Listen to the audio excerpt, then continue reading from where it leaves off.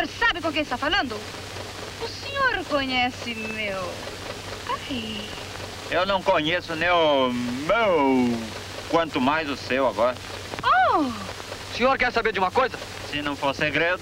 Eu vou anotar o número do seu carro e o senhor vai ver só o que lhe acontecerá. É? Espera aí que eu te dou lápis. Ai, boiada. Ei, mulher, hoje Manel, o que foi que aconteceu, Manel? Não aconteceu nada. Me quebraram a cabeça, mas em compensação o Corinthians é líder do campeonato. Nós não casemos? Casemos. Não passemos papel, não selemos? Passemos o papel e selemos. E quem é que manda no ser estrupício? Você, uai. Então cala a boca e acompanha o marido. Vai, vamos pra frente. Imagine, eu dormia como um anjo. Quando eu acordo, olha o que eu vejo ao meu lado. Ei, grande coisa, é um muro. Eu guardei, tá guardado. Quer saber de uma coisa? Nem eu não sei onde eu guardei, de tão bem guardado que tá. Já esqueci. E o que eu tenho com isso? Não tem nada com isso. Eu não sou vereador, não sou disputado. Ah, vamos plantar batata. Eu quero é comer bacalhau. Oi, gente. No Entrevista Record Cultura de hoje, vamos falar sobre Mazzaropi. Como vocês já viram, né? Gênio do cinema, mau diretor, bom ator, mau ator. E as respostas? Estão aqui o jornalista especializado em cinema Celso Sabadin, que está dirigindo o documentário Mazzadoc, como se fosse assim, Maza.doc, por exemplo. O Luiz Otávio de Santi, roteirista e diretor, que, entre outros filmes, fez o documentário Mazzaropi, o cineasta das plateias. E tem mais um outro filme para ser lançado ainda. E a jornalista Marcela Matos, autora do livro Sai da Frente, que é esse aqui sobre o Mazzaropi. Aliás, Sai da Frente é o primeiro filme que o Mazzaropi fez pela Vera Cruz ainda, né? Em 1952. Quantos filmes ele fez na Vera Cruz? Começou lá? Três filmes. 3 filmes pela Vera Cruz. Isso. Depois trabalhou para mais alguém ainda antes de montar a Pan Filmes. Pan Filmes, né? E o Mazzaropi foi reconhecido em seu tempo, eu quero dizer, pela crítica, não foi, né? Os registros que tem assim, todo mundo batia nele, né? É uma coisa meio recorrente, né, Duran? Isso aconteceu com o Mazzaropi, aconteceu com o Oscarito, aconteceu com o Grande Otelo. Sempre que fazia muito sucesso de público, a crítica metia o pau. E o Mazzaropi foi extremamente reconhecido pelo seu público, mas pela crítica jamais.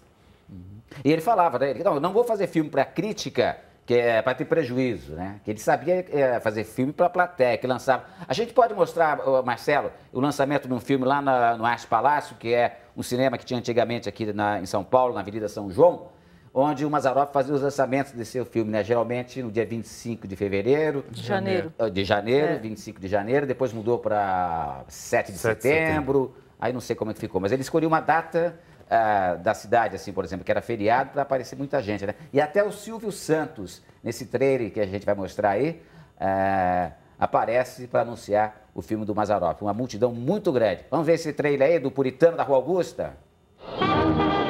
São Paulo vibrou na sua data máxima. Homenageando a fundação da cidade, a Pan Filmes ofereceu, como fazem todos os anos, a sua mais recente produção, O Puritano da Rua Augusta. Grande massa popular impediu o trânsito na Avenida São João para ver e aplaudir os artistas e convidados que compareceram no Cine Arte Palácio na noite da estreia. Mazzaropi, o mais querido cômico do cinema brasileiro, aplaudidíssimo, com muita dificuldade conseguiu chegar ao palco do cinema, onde Silvio Santos, o popular cartaz da televisão, apresentava o elenco do filme onde se destacam Marli Marley, Marina Freire, Elizabeth Hartmann, Júlia Kovacs, Carlos Garcia, Edgar Franco, Darla, Henricão e o menino João Batista de Souza. O Celso Sabadin, que está montando, está em fase de montagem um documentário também sobre os 100 anos de Mazzaropi, Tá né? mais em fase de filmagem do que de montagem. De filmar. Vai lançar lá no Arte Palácio também? Não. Virou pornô, não dá mais. Virou uma sala de... O Arte Palácio, a gente esteve lá, inclusive, com essa ideia, né, de tentar, de alguma forma, lançar o filme lá. Mas ele virou pornô, ele está muito decadente, não tem condições. Precisaria fazer uma reforma que... E era o cinema preferido. Ele fazia questão absoluta, né? Questão absoluta de lançar no Arte Palácio. O público dele era extremamente fiel, lotava aquilo que nem a gente viu nessas imagens, né? Ele fazia uma questão, fazia parte da estratégia de marketing do lançamento dos filmes dele. E tinha um negócio também, nessa questão do marketing do filme dele, quem quisesse o lançamento do filme do Mazzaropi, teria que exibir um anterior também, não tinha? Isso é uma grande sacada, escrevi uma grande sacada dele, né? Para o cinema pegar o filme novo, tinha que pegar também um filme antigo. Daí ele conseguia que os filmes continuassem sendo exibidos, né? E os filmes deles até hoje constam das 50 maiores bilheterias do Brasil. Acho que até menos, não diria nem 50, entre as 10. Entre as 10. Talvez 12, sim. Um Brasil que não tinha quase 200 milhões de habitantes. E não tinha nada dessa televisão, dessa força toda de divulgação que tem hoje. Né? Não se anunciava em televisão o filme do Mazzaropi, imagina, não tinha comercial, né? Não tinha propaganda do filme. E o que chama atenção para mim com relação a essa questão da crítica, sempre pegar pesado com ele, eu acho que nenhum dos dois lados tem culpa. Pelo seguinte, porque a gente tem que perceber que, naquele momento, o cinema era uma mídia, era uma forma de expressão elitizada. Elitizada? Elitizada, sempre foi. E ainda é elitizada. Mas custa. Bom, hoje custa muito caro o ingresso, não lembro quanto custava nos anos 60. Produzir o cinema é uma coisa muito cara. Então a gente vê pessoas com um acesso ao equipamento cinematográfico na época e iam fazer uma linguagem mais sofisticada, não faziam um cinema popular, principalmente no Brasil. Agora, como é que o Mazzaropi conseguiu, como é que o Mazzaropi, o primeiro filme do Mazzaropi, O Sai da Frente, foi patrocinado pelo Banco do Estado. Como ele conseguiu, na PAN, fazer filmes sem patrocínio de ninguém e guardar o dinheirinho ainda de um filme para fazer o próximo filme? Pois é, exatamente porque ele foi o único, talvez no momento, ou mais bem sucedido, de pegar uma forma de expressão requintada, sofisticada para uma classe média alta e torná-la popular. Então ele falou a linguagem do povo e automaticamente ele conseguiu conquistar as plateias ao redor do país com isso. Eu acho que isso que o Duran está falando também mostra muito o lado empresário dele, que eu acho que com o livro foi a coisa que eu mais gostei de descobrir, porque todo mundo fala do comediante, do ator, mas ele foi um empresário muito esperto no bom sentido, né? Ele conseguia planejar ali um ano após o outro e foi fazendo filmes até o fim. Ele que dirigia, né? Ele que dirigia. Inclusive, Duran, ele colocava fiscais dele mesmo de bilheteria na porta do cinema, porque era uma roubalheira sem precedentes, né? Existia uma evasão de dinheiro da bilheteria que ia para o bolso do bilheteiro, ia para o bolso do dono do cinema e tal, e não chegava ao produtor. Sabendo disso, ele que nem você falou, era extremamente esperto como empresário, ele colocou fiscais na porta de cada cinema, ou dos cinemas possíveis que os filmes deles fossem exibidos, para ele fiscalizar essa renda que entrava. Então, ele acabava recebendo muito mais dinheiro do que a maioria dos produtores brasileiros. Ô Marcela, não sei, será que foi no seu livro ou no livro do Paulo Duarte sobre o Mazzaropi, que eu li que ele compareceu a uma sessão de cinema, foi dar uma espiada lá, dar uma incerta, né? E viu lotada a casa. Aí recebeu o tal do bordeiro, né? E constava lá uns 18 ou 25 espectadores. Foi. Né? E aí, por isso que ele criou esse sistema. Até ele contratava idosos, né, aposentados, para ficar nas salas e ver o que estava acontecendo, para confrontar com o que vinha da distribuidora. Eu acho que o segredo, o fenômeno Mazzaropi era exatamente fazer um híbrido, né, uma mistura de cinema industrial, ou semi-industrial, uma coisa rara no Brasil até hoje, e ao mesmo tempo cinema de autor. E o cinema de autor é aquele que torna um meio mecânico, eletrônico, industrializado, com a sua marca pessoal, que é uma grande discussão que é no cinema ser autor. Ele conseguia, e vários outros ao redor do mundo conseguiram fazer isso. Tentamos fazer isso. Mas, ao mesmo tempo, ele tinha essa fórmula de transportar as películas, trabalhar com a equipe, não falhar nenhum ano, fazer 32 em 28 anos de carreira. Quer dizer, tinha uma indústria também. Então ele conseguia. Mas soube aproveitar os recursos da época também, né? Diz que a estrada de ferro era muito importante, né? No tempo do pavilhão lá, né? Que ele ia de cidade em cidade, ele usava essa. Isso a gente não falou ainda, né? Além dele ser maior bilheteria, assim, do Brasil, de todos os tempos e tal, era uma época que não tinha, assim, 300 cópias rodando o país ao mesmo tempo, né? Ele tinha, no máximo, 20 cópias, 16 cópias, por aí. As estreias não eram nacionais como são hoje.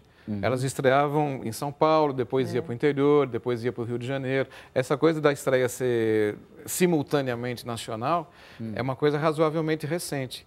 E outra coisa, o Mazzaropi ele fez naquela época o que o Padilha está fazendo hoje com o Tropa de Elite 2. Ele elimina a figura da distribuidora. Ele monta a própria distribuidora, então ele elimina, vamos dizer assim, esse atravessador, né? Porque você tem a produtora, essa produtora, para chegar na sala do cinema, ela precisa de um intermediário, que é a distribuidora. O Padilha fez isso com Tropa de Elite 2, ou seja, ele mesmo distribuiu o seu filme e todo mundo elogiou, né? Nossa, que maravilha que o Padilha fez, que inovação que o Padilha fez. O Mazzaropi já tinha feito, já fazia antes, por isso que ele também enriquece. Várias coisas, né? Elogiam e o Mazzaropi já tinha feito. Né? Olha, quem quiser participar do nosso papo aqui pelo R7, tá bom? r7.com/Record News. É isso, né, Marcelo? Posso pôr um pedacinho do Mazzaropi aqui? Deixa eu colocar aqui, é a primeira vez que Mazzaropi apareceu no cinema, a primeira aparição de Mazzaropi no cinema, justamente com um livro da Marcela Matos, que tem o título de Sai da Frente. Essa aí foi a primeira imagem do Mazzaropi no cinema, porque até então ele não havia trabalhado ainda, né? Só em TV. Trabalhou em TV no comecinho da TV, trabalhou no Rio todas as e em mídias, São Paulo. Né? Todas as mídias. Circo, rádio, todas as Olha esse plateias. cão que tá aí, esse é o Duque. É um cão que história ficou boa muito também, famoso, né? que é a história gostosa da história do Duque, né? Que ele era não era treinado para fazer, ele obedecia o dono, não é? Como que é, Marcelo? Ele gostava ele era de exibir o dono. Da Veracruz e ele tinha um dono que ele obedecia aquele dono, mas com o passar dos anos o cachorro morria e eles criavam um novo Duque, era outro animal, mas era descendente do Duque. Descendente, né? Mas era outro animal, mas ninguém nem percebia que ia trocando animal.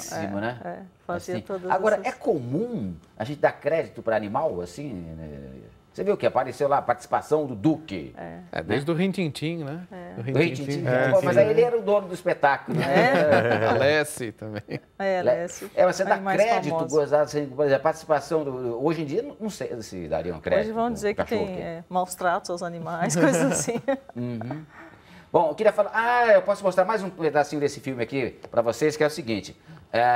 Não sei se muita gente lembra do Vicente Leporassi, trabalhou na emissora que você trabalha hoje também, a Rádio Bandeirantes. Foi um dos críticos mais audazes desse país, na época da ditadura. Foi preso, inclusive, várias vezes, mas insistia em criticar, não abria mão do direito dele de fazer os seus comentários e tal. Trabuco, né? O Trabuco, seu Leporassi, e a hora do Trabuco. Vai dar um tiro nos assuntos nacionais, pá! Era de manhã cedinho na Band. E era um crítico, assim, ferozíssimo, né? Contra o regime militar e tudo mais. Me surpreendeu, né? Descobrir que essa pessoa que eu conheci como muito austera foi ator dos filmes de Mazzaropi. Ele era, ator cômico, né? Vou rodar para você aqui, Marcelo. Tem que aprender. Agora aperta essa tecla. Ó, tô rápido, hein? Olha.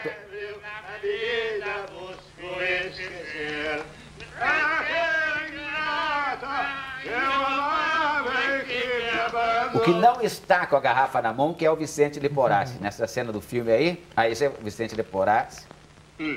O que ficou para trás é o Vicente Leporassi. É muito bom. Que cena engraçada, hein?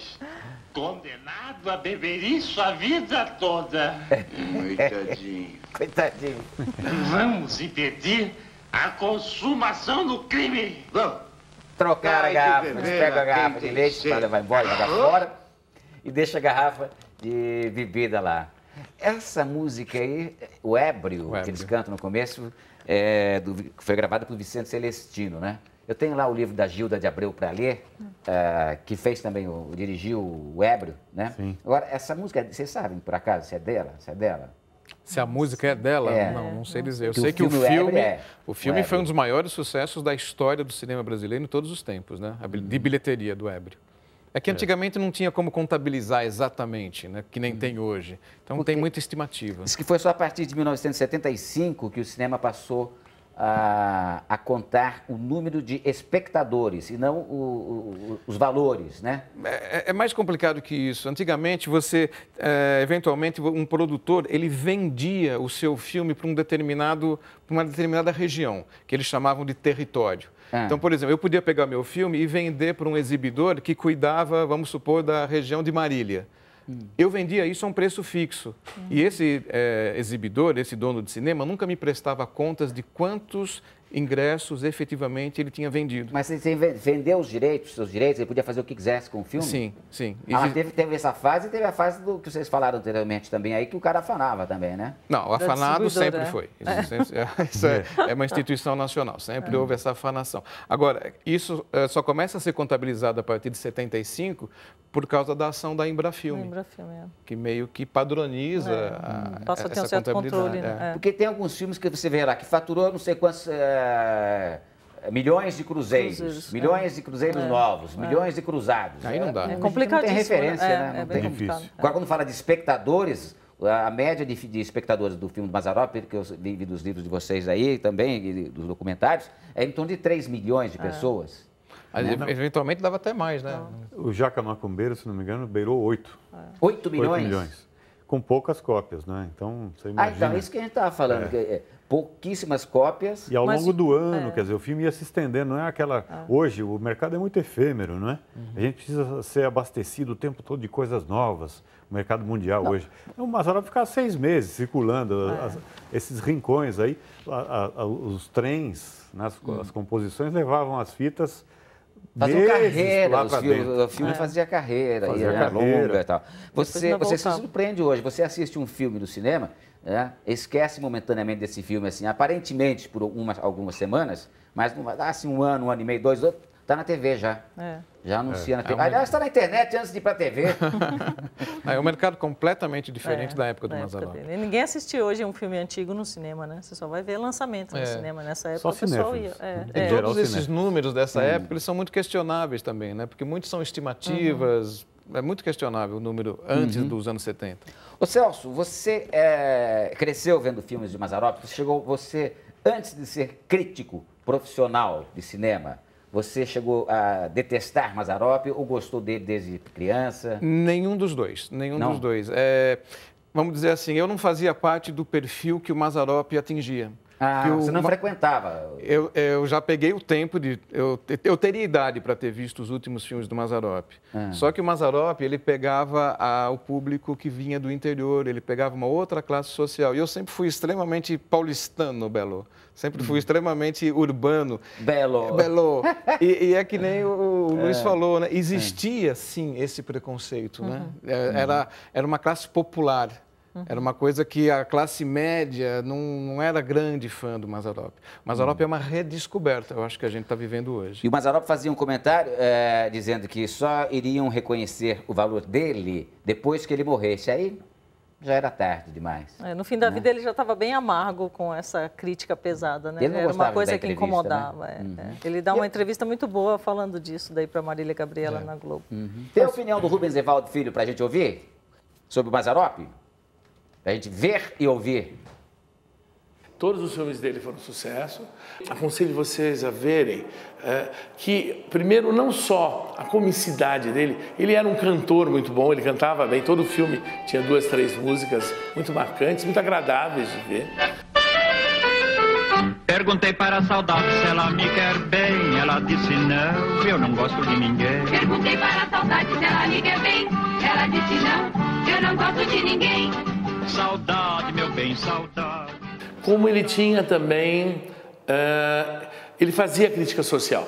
Diz que a vida vai melhorar se nós botar tudo no Coronel Policarpo. Escuta, vocês querem parar de encher minha cabeça com esse negócio de política, gente? Entra prefeito, sai prefeito, vocês estão se queixando. Vocês não querem trabalhar, quer viver a custa de governo? Faz que nem eu trabalho. Com o passar do tempo, ele ganhou dinheiro, cansou de fazer dinheiro para os outros, ele passou a se dirigir.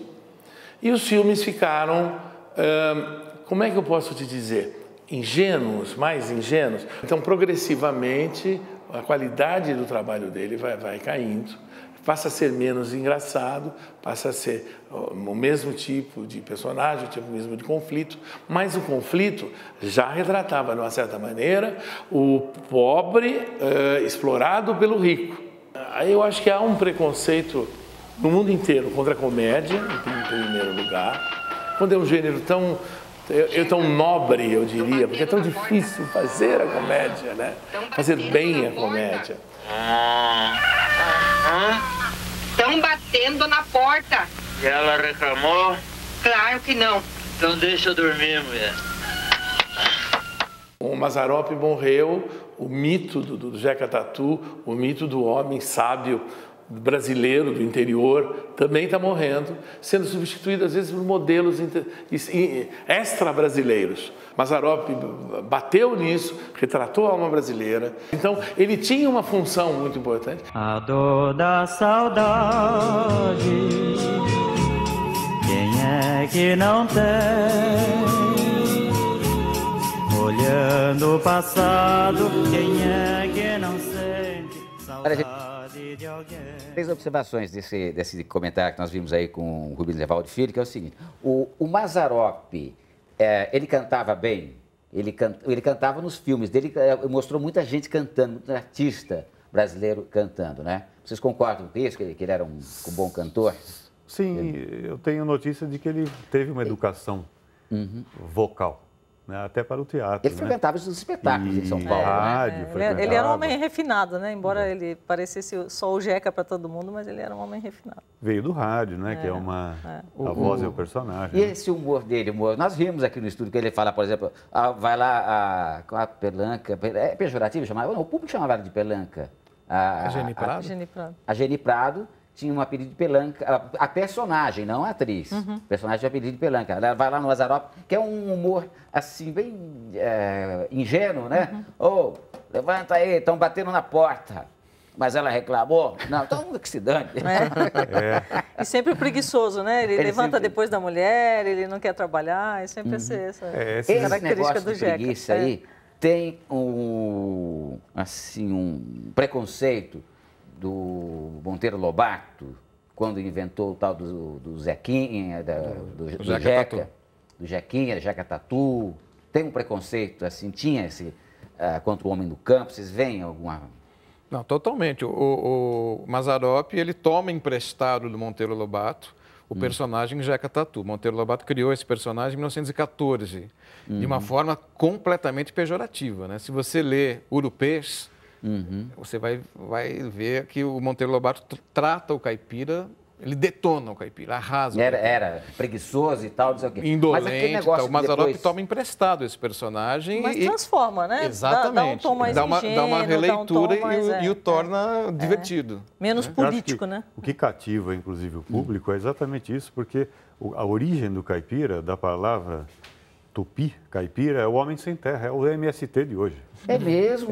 A origem da palavra caipira significa homem sem terra? O caipora é o homem sem terra, porque havia no crescimento civilizatório do estado de São Paulo, sobretudo, tinha um índio e o senhor de terra se apropriando das terras. Quem ficava no meio? Ou era um empregado da fazenda, ou era um ex-índio, um andante, um nômade. Então o caipira é um nômade. Então, a outra questão que eu queria falar, tirada aqui do comentário do Rubens Evaldo Filho, é o seguinte: essa militância caipira do Mazzaropi, ele já falava, então, você falou do MST, ele já falava de reforma agrária, já falava de político que não serve, que não presta, já criticava a política, né? Ele tinha coragem também. Né? Eu acho que ele era exatamente o retrato da voz do povo. Tudo isso que a gente falava, que a gente fala até hoje, sei lá, votar não adianta, é tudo ladrão mesmo, não tem jeito. Ele falava isso abertamente. E o povo, em geral, se via completamente refletido na fala do Mazzaropi. Esse filme do uísque que a gente mostrou, né, que você mostrou, tem um momento que ele quer dar um uísque para um político. E o político fala assim: não, muito obrigado, eu não vou beber até me reeleger. Ele fala: esse nunca mais bebe. Né? Então, é a voz do povo. Ele não tinha uma postura assim, nem de direita, nem de esquerda nos filmes dele. Nem de brigar, né? Nem sempre de brigar. resmunguinho que ele faz ali, criticando, e fica por isso mesmo. Com bom humor. É dele também esse negócio da última palavra, né? Que ele tinha que ter a última palavra, nem que fosse para resmungar ou... Que eu acho ótimo, né? Eu acho perfeito. Mesmo porque ele improvisava muito, né? Tanto que o cinema brasileiro, naquela época, ele não usava o que a gente chama de som direto, né? Ou seja, você filmava e depois todo mundo ia para o estúdio e dublava, porque era muito mais barato. Os filmes do Mazzaropi, não. Ele não admitia isso porque ele achava que ele não ia saber se dublar depois. E ele colocava muito caco, ele improvisava muito. Isso na dublagem perde demais. E esse andar do Mazzaropi com a barriga para frente, o jeito assim, isso foi nascendo aos poucos, né? Foi aperfeiçoando, né? Aperfeiçoando o andar. Porque não sai da frente já não tem. Depois ele vai ficando cada vez mais, né? E só dele entrar em cena, às vezes você ri, né? Essa base já vem do Chaplin, o Jacques Tati, todos os grandes atores, cômicos, diretores do cinema usavam no gesto a sua marca. E o Genésio Arruda, que em 29 já faz o Acabaram-se os Otários, primeiro filme falado do Brasil, era um jeca que vai trabalhar com o Mazzaropi depois. Ele tinha um andar já desengonçado e tal, né? Que é a grande inspiração dele, né? Que é a inspiração dele. Então ele usava todos esses arquétipos, esses ingredientes que o público amava, né? Deixa eu mostrar aqui um trecho do DVD do Luiz Otávio, esse aqui, ó. Tá no mercado aí, não tá? Para falar depois, deixa eu mostrar o trecho. Eu vou disparar no computador aqui, tá bom, Marcelo? Cidade de Taubaté, e ela vai trabalhar como empregada doméstica em São Paulo. E aí há um encontro de Bernardo Mazzaropi, que era um motorista de táxi, na época, era um chofer de táxi, como se dizia na época. Então surge a família Ferreira Mazzaropi. E eles retornam a Taubaté, ou seja, a Clara retorna a Taubaté, com a família, né, o casal. E eles vão fazer esse vai e vem entre São Paulo e Taubaté muitas vezes. Nesses ir e vir de São Paulo para Taubaté, o pai era italiano ou descendente? O pai era descendente, o avô era italiano, o pai deve ter vindo na barriga, praticamente italiano. Não. A Bernardo. E a mãe portuguesa, Dona Clara. A mãe portuguesa mesmo. Né? Então, de São Paulo, eles foram tentar uma vida mais confortável no interior próximo, que é Taubaté. E lá ele... Agora, eu acho interessante que na época... Vocês contam assim que, por exemplo, que as pessoas aconselhavam ele a mudar de nome. Mazzaropi não é um nome caipira. Mazzaropi é um nome italiano, não combina, não sei o quê. Como não combina? Hoje você fala Mazzaropi, a primeira coisa que você lembra é do Jeca Tatu, sei lá, do caipira. E ele conseguiu isso, né? Mas ele conseguiu isso. Ele falou, não, vou fazer sucesso com o meu próprio nome, né? Foi meio um desafio que ele se impôs, né? E deu certo. E será que foi difícil implantar? Acho que não, né? Porque logo de cara já fez sucesso. Do público, ninguém deixou de ir ao cinema porque foi Mazzaropi, mas não deve ser caipira. Os relatos que a gente vê da época, né, é que o sucesso era extremamente imediato, desde a época do circo. Então, depois, no circo, ele faz muito sucesso, vai para a rádio, faz muito sucesso. É tudo muito rápido. O sucesso dele é muito explosivo. E isso que faz ele perceber que se ele ficasse na televisão, ele ia se queimar, né? Com o tempo, ele ia ficar desgastado. Ele falava que a televisão desgastava muito o comediante, né? Então, ele fazia só um filme por ano, que ele queria que as pessoas sentissem saudade dele e esperassem aquela data para ir ao cinema para ver um novo filme de Mazzaropi, né? Isso é uma técnica que usam até hoje. Alguns grandes estúdios norte-americanos lançam em pequenas etapas. Um lance de DVDs, depois recolhem. Para não ficar uma coisa... Acho que é por isso até que a Record News me dá só uma vez por semana o programa. Hoje eu ainda não dei uma atenção, né? Onde eu posso encontrar os filmes do Mazzaropi? Pergunta Orlando Freitas. Será que ainda existem algumas locadoras ou só pela internet? Olha, não sei se existe locadora não, mas se existir não compensa alugar. É melhor comprar, porque custa R$12. Aqui em São Paulo você acha até por R$10. Bancas de jornal no centro da cidade, DVDs legalizados, tem Olha esse aqui, por exemplo, ó. Esse aqui é o Puritano da Rua Augusta. Deve ter pago em torno disso, R$10, R$12. Por aí. Eu vi também num site da internet que garante, o anunciante do Mercado Livre garante que os filmes são originais, verdadeiros e lacrados. 32 filmes do Mazzaropi, mais o documentário, supostamente é esse documentário, que eu não sei outro em DVD, mas um documentário, por R$400. Você tem 33 filmes, então. Espero que seja o seu documentário original. E que seja original também. Né? Dá para você falar rapidinho sobre o segundo filme que você fez sobre Mazzaropi? O segundo se chama Feição e Prosa. Mazzaropi, Feição e Prosa. Queremos lançar em breve. Feição e Prosa porque tem uma história do caboclo, até hoje, na região, que a mulher do caboclo sobe na antena da TV para mexer e ele fica olhando a TV. Aí ela lá de cima fala, tá bom? Ele fala assim, Olha, tem feição, mas não tem prosa. E eu gostei muito disso. E ficou Mazzaropi, feição e prosa. Porque esse filme é sobre o que o Mazzaropi viu. As paisagens dos locais, os personagens que estão lá hoje. Já que você tocou nesse assunto, Luiz Otávio, essa época era muito engraçada, que você subia para ficar mexendo na antena da televisão. Então subia um do telhado e sabe que o seu corpo servia de antena também, né? Então você mexia a antena, tá bom, vai, para, tá bom aí, não mexe mais, hein? Aí você tirava a mão da antena, alguém lá embaixo falava, seu burro, não é pra mexer mais. Eu não lembro nada disso, não é do meu tempo. Bom. Só parabólica. Ele tem uma história sobre a Rua Augusta para contar. Deixa a gente mostrar um pedacinho do filme O Puritano da Rua Augusta, que é de 1965, para a gente fazer alguns comentários aqui sobre a Rua Augusta aí. Vamos lá, gente.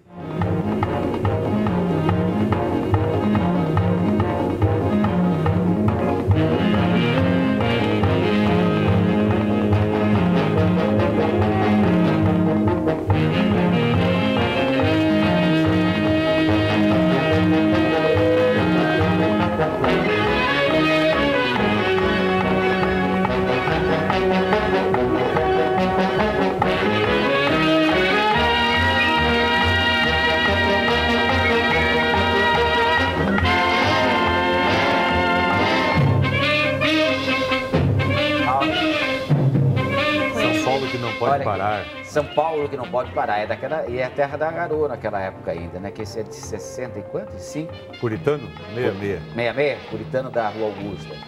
9 de julho. 9 de julho, não sei se passou o túnel, não vai... Ele vai passar o túnel e você vai ver em cima... não deu para ver, mas o MASP é em construção. Meu Deus, vai passar agora, sim, olha ali. Olha o MASP em construção, então. Fantástico, né? Olha que coisa incrível. Meu Deus, é o esqueleto do MASP em construção, que tem o maior vão livre do mundo. Ainda tem esse... Acho que não mais. Na América Latina era, né? Era do mundo? Acho que era da América Latina. A ponte Rio-Niterói, acho que superou. A ponte Rio-Niterói superou? Acho que sim. Perdemos o título, então. Não, mas é o maior vão livre de museu. Na Avenida Paulista.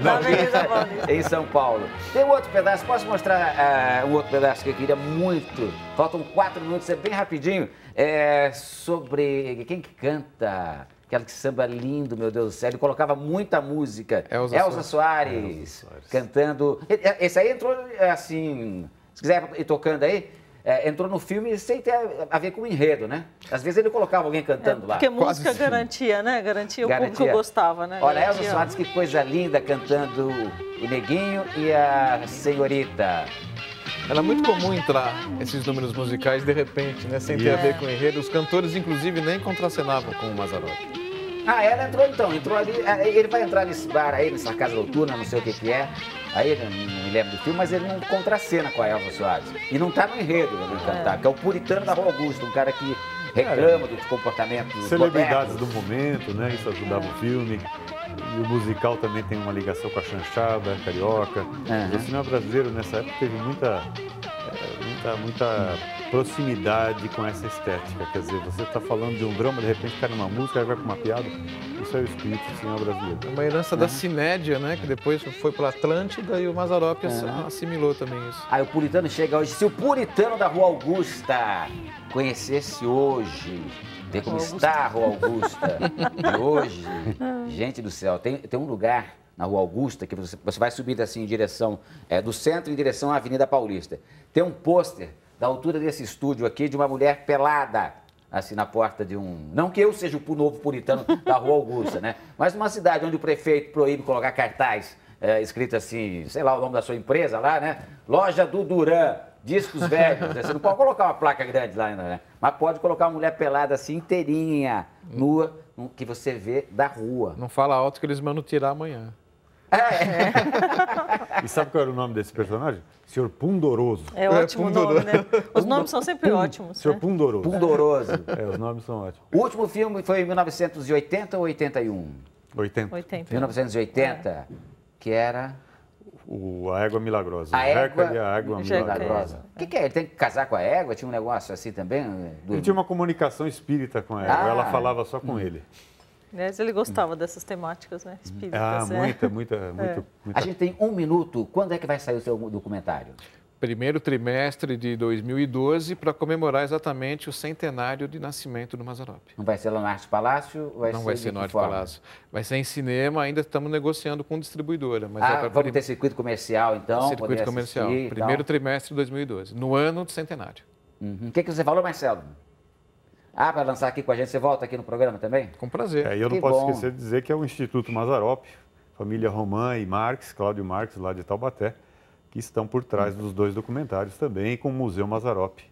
Gente, não deu tempo aqui de mostrar os e-mails de todos. Muito obrigado pela atenção. Mas eu queria que os nossos convidados falassem aqui os endereços aqui, bem rapidinho, do Instituto Mazzaropi. Aqui, ó, institutomazzaropi.org/barra nenhuma, não.